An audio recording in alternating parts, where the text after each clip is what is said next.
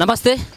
ఒక పక్కన అధికార కాంగ్రెస్ పార్టీ ఏడాది పరిపాలనలో విజయోత్సవాలు జరుపుకుంటూ ఉంటే బీజేపీ పార్టీ ఈ ఏదైతే కాంగ్రెస్ పార్టీకి ఆపోజిట్గా ఏదైతే కాంగ్రెస్ పార్టీ ఇచ్చినటువంటి హామీలను నెరవేర్చలేదంటూ వాళ్ళు నిరసన సభని ఏర్పాటు చేయడం జరిగింది. ఈరోజు సరూర్ నగర్లో ఉన్నటువంటి ఇండోర్ స్టేడియంలో భారీ బహిరంగ సభని బీజేపీ పార్టీ శ్రేణులు ఏర్పాటు చేయడం జరిగింది. ఇక్కడికి బీజేపీ పార్టీ జాతీయ అధ్యక్షుడైనటువంటి జేపీ నడ్డా మరి కాసేపట్లో ఇక్కడికి రాబోతా ఉన్నాడు. సుమారుగా అరగంట నుంచి 45 నిమిషాల పాటు తెలంగాణ సమాజాన్ని అలాగే అధికార కాంగ్రెస్ పార్టీ ఏడాది పరిపాలనలో చేసినటువంటి వైఫల్యాలను ఎత్తి చూపేందుకు ఆయన యొక్క ప్రసంగం ఉండబోతుంది అన్నట్టుగా మనకు స్పష్టంగా అర్థమవుతా ఉంది. ఒక పక్కన 1వ తేదీ నుంచే రాష్ట్రంలో పలు జిల్లాల్లో ఇప్పటికే బీజేపీ పార్టీలు సంబంధించినటువంటి క్యాడర్ అంతా కూడా బైక్ ర్యాలీ నిర్వహించడం జరిగింది.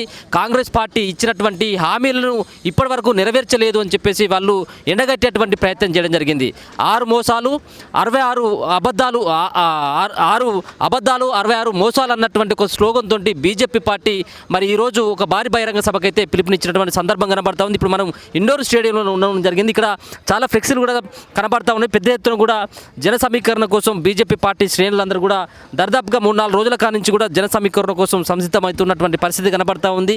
ఈరోజు మధ్యాహ్నం 3:30 నుంచి 4 గంటల ప్రాంతంలో బీజేపీ పార్టీకి సంబంధించినటువంటి జాతీయ అధ్యక్షుడైనటువంటి జేపీ నడ్డా ఇక్కడికి రాబోతా ఉన్నాడు. అంతేకాకుండా బీజేపీ పార్టీకి సంబంధించినటువంటి ఎమ్మెల్యేలు కావచ్చు, బీజేపీ పార్టీకి సంబంధించినటువంటి రాష్ట్ర ఎంపీలతో పాటు మరికొంతమంది జాతీయ స్థాయిలో వివిధ హోదాలో ఉన్నటువంటి వాళ్ళందరూ సైతం కూడా ఈ సభకు రాబోతున్నట్టుగా మనకు స్పష్టంగా అర్థమవుతా ఉంది. ఇప్పటికి పార్లమెంటు ఎన్నికలు అయిపోయిన తర్వాత మొదటిసారిగా ఈ యొక్క భారీ బహిరంగ సభని బీజేపీ పార్టీ మరి అతి ప్రతిష్టాత్మకంగా తీసుకుంది. రానున్నటువంటి సంస్థాగత ఎన్నికల్లో ఈ యొక్క సభ మరి దిశానిర్దేశం చేయబోతుందన్నట్టుగా మనకు స్పష్టంగా అర్థమవుతా ఉంది. ఒకసారి చూసుకోవచ్చు, ఇక్కడ ఫ్లెక్సీలు సైతం కూడా ఇదేం పాలన ఇదేం మార్పు రాలేదు, పాలన మారలేదు అన్నటువంటి ఒక ఫ్లెక్సీ కనపడతా ఉంది. 6 అబద్ధాలు 66 మోసాలు కాంగ్రెస్ పార్టీ ఇచ్చినటువంటి 6 గ్యారంటీలు ఏవైతే ఉన్నాయో 6 గ్యారంటీలు దాదాపుగా 420 హామీలలో ఏ హామీని కూడా సరిగ్గా నిర్వహించట్లేదు.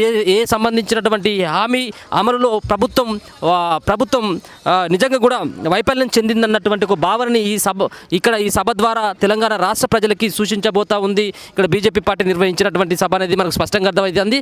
నాడు కే ట్యాక్స్తో కమిషన్ల పర్వం, నేడు ఆర్ఆర్ ట్యాక్స్తో ఖజానా ఢిల్లీ పరం అన్నటువంటి నాడు కే ట్యాక్స్ అంటే కల్వకుంట్ల సంబంధించినటువంటి కుటుంబానికి ట్యాక్సీల కమిషన్ల పర్వం పోయింది. నేడు ఆర్ఆర్ అంటే రేవంత్ రెడ్డికి సంబంధించినటువంటి ట్యాక్స్ ఖజానా ఢిల్లీకి వెళ్ళబోతా ఉంది. ప్రతిసారి కూడా ఢిల్లీకి ముఖ్యమంత్రి రేవంత్ రెడ్డి వెళ్తున్నటువంటి దశలో ఇక్కడి నుంచి సూట్ కేసులు వెళ్తూ ఉన్నాయి, ఇక్కడి నుంచి డబ్బుల సంచులు వెళ్తూ ఉన్నాయి.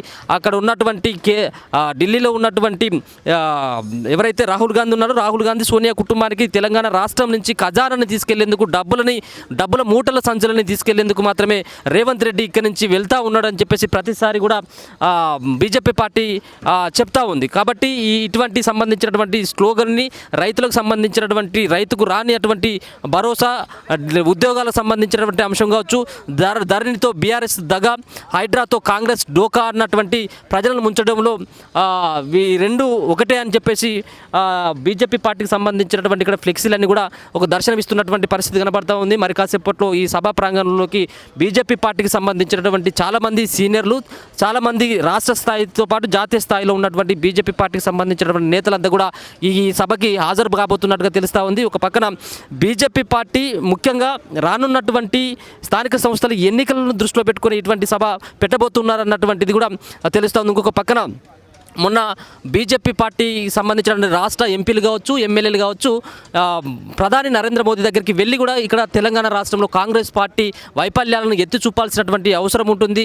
నాడు ఏదైతే బీఆర్ఎస్ పార్టీ ఏ విధంగా ప్రజలు వ్యతిరేకించడంలో నేడు కాంగ్రెస్ పార్టీ 11-12 నెలల పాలనలోనే తీవ్రమైనటువంటి వ్యతిరేకత వచ్చింది. దీన్ని మనం క్యాచ్ చేసుకోవాలి. ప్రజల్లో సైతం కూడా ప్రత్యామ్నాయమైనటువంటి పార్టీ కోసం ఎదురు చూస్తూ ఉన్నారు. దీన్ని ఇదే అదనుగా భావించాలన్నటువంటి ఒక ఉద్దేశాన్ని కూడా చాటి చెప్పబోతా ఉంది. మరో పక్కన రాష్ట్రంలో ఉన్నటువంటి బీజేపీ పార్టీకి సంబంధించినటువంటి నేతల మధ్యలో ఎలాంటి సైక్యత లేదు. వీళ్ళ మధ్యలోనే సైక్యత లేకుండా పచ్చగడ్డి వేస్తే బగ్గుమన్నటువంటి తీరుగా ఎవరికి వారే ఏమైనా తీరే అన్నటువంటి తీరుగా ఇక్కడ బీజేపీ పార్టీ నాయకత్వం అంతా కూడా పనిచేస్తూ ఉంది. దీంట్లో ఐక్యత లేక ప్రభుత్వ వైఫల్యాన్ని ఎండగట్టడంలో విఫలమైపోతుంది బీజేపీ పార్టీ అనేటువంటి ముద్ర పడుతున్నటువంటి సందర్భంలో ఈ యొక్క సభ ద్వారా మేమంతా ఒకటే, బీజేపీ పార్టీ ఖచ్చితంగా ప్రజల పక్షాన ఉంటుంది, ప్రజలకు ఎదురవుతున్నటువంటి సమస్యలను నిలదీయడంలో బీజేపీ పార్టీ సైతం కూడా ముందట ఉంటుంది అన్నటువంటి ఒక భావనని ఈ సభ ద్వారా ద్వారా చెప్పబోతా ఉన్నటువంటి సిచ్యువేషన్ కనబడుతుంది. ఒకసారి బీజేపీ పార్టీ సంబంధించినటువంటి ఏర్పాట్లపైన ఇక్కడ ఉన్నటువంటి నాయకులను కూడా అడిగి తెలుసుకున్నటువంటి ప్రయత్నం చేద్దాం. వీళ్ళు ఏం చెప్పబోతా ఉన్నారు? ఒక పక్కన విజయోత్సవాల పేరు పైన కాంగ్రెస్ పార్టీ వాళ్ళు విజయోత్సవ ర్యాలీలు కావచ్చు, విజయోత్సవ సభలు పెట్టుకుంటా అంటే వీళ్ళు ప్రభుత్వం విఫలమైపోయింది, ప్రభుత్వ వైఫల్యాలను ఎండగట్టాలన్నటువంటి ఒక ఆలోచనతో బీజేపీ పార్టీ మరి ఇక్కడ మరో సభని పెట్టబోతా ఉన్నారు.